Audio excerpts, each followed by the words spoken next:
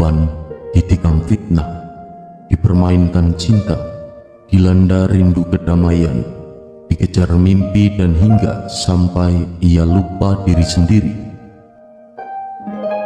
Karena semua waktunya telah dia habiskan untuk berpikir tentang hidup, tentang kehidupan, tentang umat, tentang ketaatan, tentang kesabaran, tentang keimanan, tentang ketabahan, dan segudang tentang yang tak cukup untuk ditulis. Ya, dia seperti bukan manusia lagi, karena dia pun telah lupa sebagai manusia.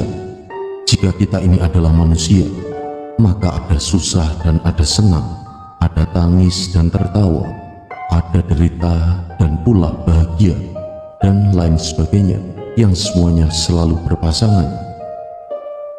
Sementara dia telah kehilangan pasangan karena dia diberi susah, diberi derita, diberi fitnah, dibenci orang, dan semua yang tak mengenakan layaknya kehidupan orang lain. Sementara sepercik kebahagiaan dan kesenangan masih menjauh darinya, dia berjalan dalam satu sisi dan telah meninggalkan sisi yang lainnya. Jika manusia mengambil nikmatnya, maka dia mengambil deritanya. Itulah yang aku maksudkan, bahwa ia sudah seperti bukan manusia lagi dan sudah meninggalkan pasangan sebagaimana layaknya kehidupan kita. Ya, karena dia sudah tidak diberi waktu untuk menikmati rasanya hidup. Dia selalu terpinggirkan, selalu tersisihkan, selalu tercelakan meskipun dia tidak tercela.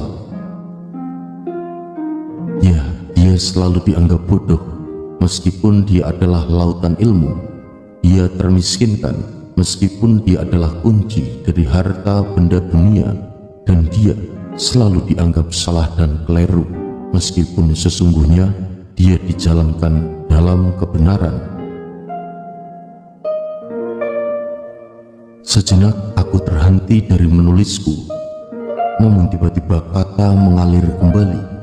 Aku tak ingin menulis, namun dipaksa untuk menulis. Dia seperti gembel yang tak berarti, meskipun dia adalah intannya dunia dan mutiaranya surga. Dia tidak seperti orang alim, meskipun dia adalah yang dikasihi Allah dan Rasul-Nya, melebihi para alim.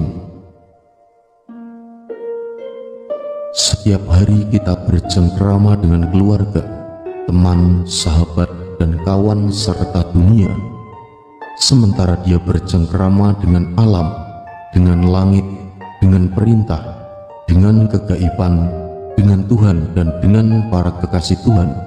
Itu pun kita tetap memandangnya sebagai gembel yang tak bermakna. Setiap hari kita menerima pujian dari kawan dan sahabat, namun dia menerima cacian dari umat. Kita disayang oleh dunia, sementara dia dibenci oleh kehidupan. Ya, sedemikian hebatnya perhara mengiringi kehidupannya. Dia memang yang terpilih, meskipun tak ingin dipilih.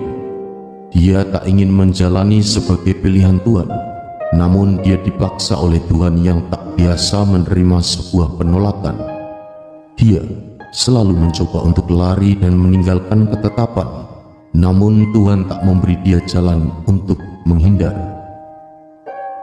Dia bersembunyi dalam terang karena dia bicara padaku, padamu, dan pada kita semua. Namun kita tak pernah tahu siapa dia yang sesungguhnya.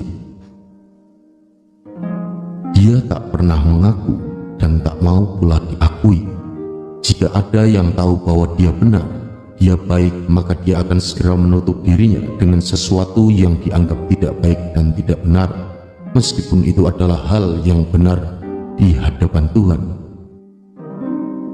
Sungguh, dia adalah misteri. Bahkan semua orang mencari karena dia adalah kekasih sejati. Dan karena siapa yang ingin doanya didengar Tuhan dan disayang Rasul, maka orang itu harus mendengar doanya dan mendengar sholawatnya. Betapa Tuhan jadikan dia terlebih istimewa dari dunia, meskipun seisi dunia tidak mengetahuinya. Tuhan jadikan dia sebagai pemimpin seluruh alam, meskipun dia belum duduk di singgasana. Dia adalah sang kekasih sejati, karena dia adalah Ratu Adil, karena dia adalah Imam Mahdi, karena dia adalah Satrio Beningin, karena dia adalah Buddha Angon, karena dia adalah budak Jambutan, karena dia adalah seorang satria sinisian Wahyuning Gusti, maka dia disebut sebagai satu raga 1000 jiwa. Dia akan segera datang. Ya, jika dia tak mau, maka akan dipaksa Tuhan untuk datang kepada umat, karena negosiasinya dengan alam telah mencapai jalan buntu. Karena alam sudah sangat tidak terima dia dihina, dicaci dan dimaki, dianggap sebagai gelandangan dan gembel yang tak berarti, meskipun dia lebih menyukai dianggap sebagai orang yang rendah oleh semuanya, karena dia tidak ingin dianggap tinggi oleh Tuhan. Dia akan segera datang, karena angkara murka semakin menggila, dunia semakin rapuh karena manusia telah kehilangan jiwa kemanusiaannya. Ya, dia akan segera datang setelah alam bergelora, tapi jangan takut, karena alam tak pernah salah memilih, dan dia mendoakan semuanya dengan kebaikan dan kebenaran. Sejenak kemudian kulepaskan sesak nafasku. Kata-kata telah berhenti. Kemudian terpikir dalam diriku, kenapa aku bisa menulis seperti ini? Apakah dia telah datang menghampiriku walau hanya sejenak waktu? Bagiku, kebaikan dan kebenaran adalah sebuah amanah, dan amanah harus disampaikan. Demikianlah sepertinya menjadi sebuah pesan dari yang tidak aku ketahui, karena dia berada dalam ruang misteri, meskipun dia hidup di tempat yang sangat terang. Wallahu a'lam bishawab. Hanya Tuhan yang Maha Tahu. Mugio Rahayu, Saku Dumati.